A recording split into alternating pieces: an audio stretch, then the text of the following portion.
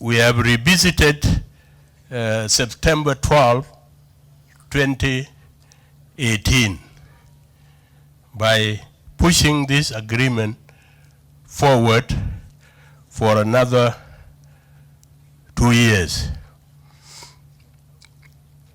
Why do we extend the period?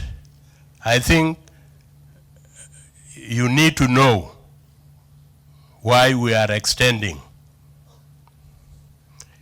We in the committee analyze the metrics, the functions that were carried out and those that were extending. And we came to two critical decisions to make. One is to go for election in December 2022, 4 months from now.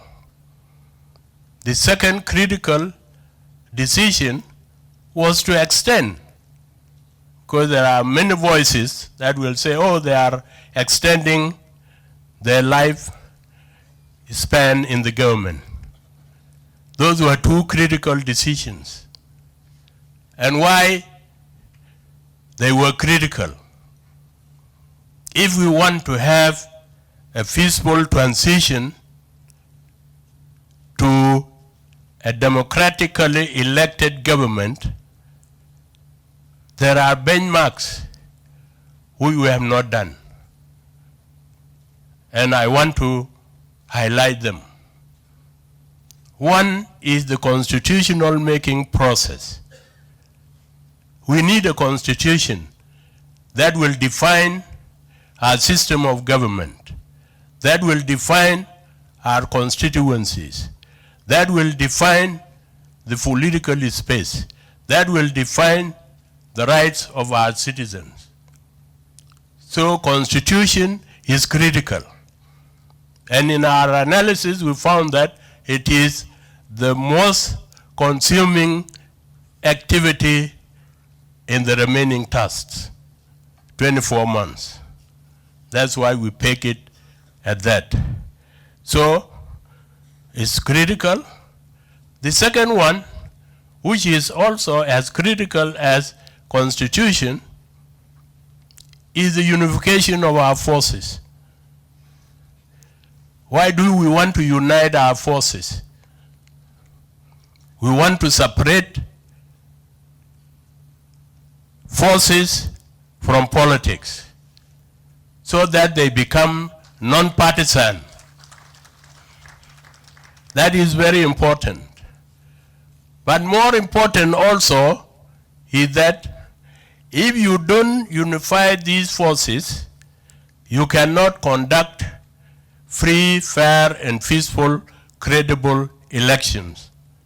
So these forces are intended to secure the elections. And if we have not done that process, then whatever elections we want to go, it's just a recipe for going back to square one.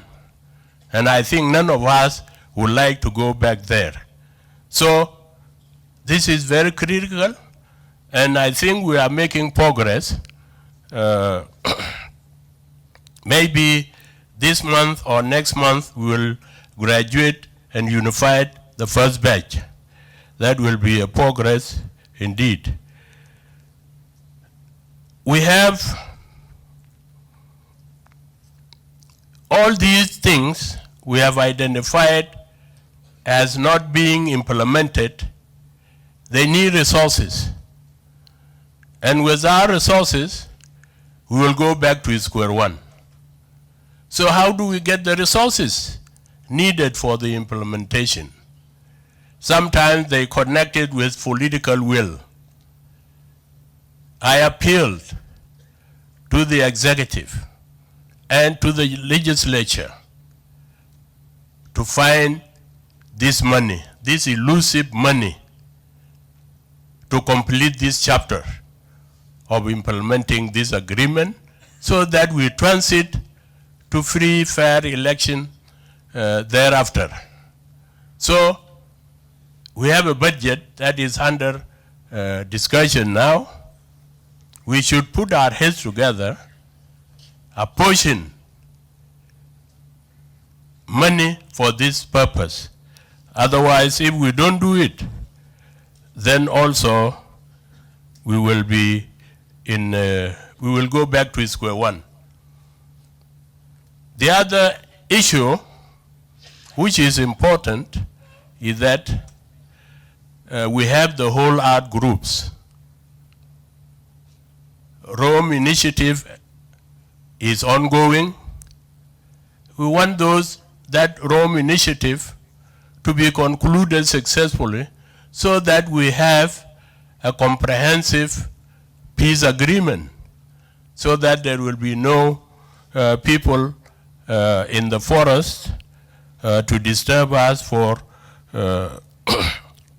and thereafter we go for development. So my appeal is to the two giants.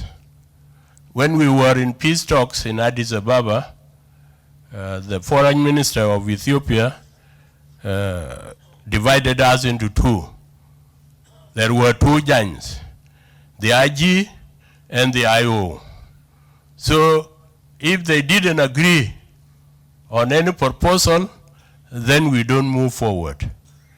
Now I am appealing to them that it is time to have this unity of purpose. We are one government. We are one people.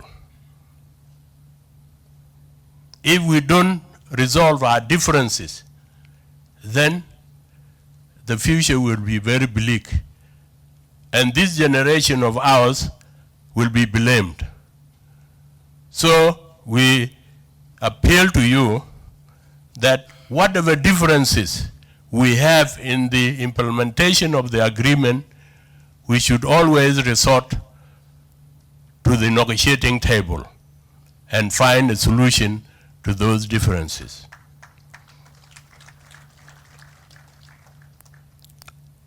My appeal also to the international community, the region, yes, we might have made our own mistakes, but I think peace in South Sudan is a cross-cutting issue.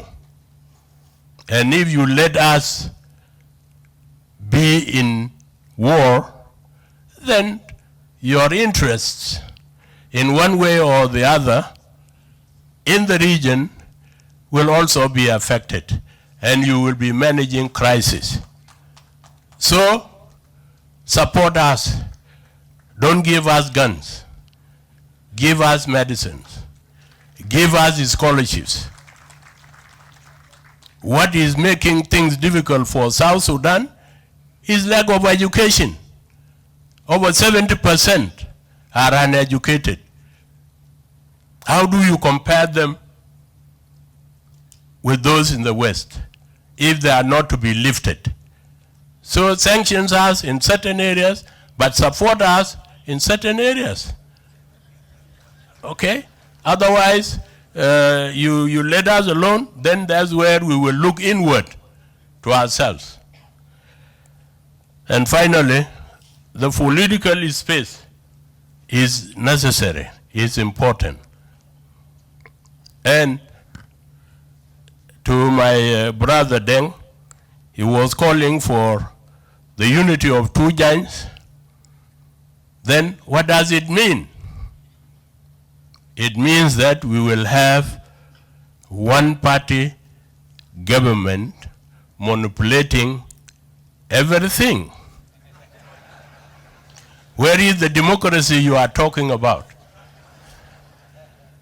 Okay? So why don't we take the example of the Kenyans? Kenyans, every 5 years, when they elect their leader, they make alliances. And they work until the 5 years are about to be over. Then they make new alliances.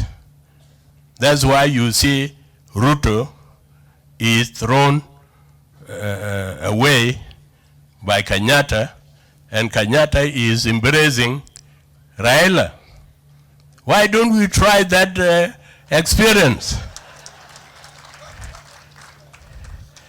But more importantly is that let us have, we are Democrats by nature. Let us build that democratic South Sudan. With all these resources we have, we can be there tomorrow. Thanks a lot, Your Excellency, the President.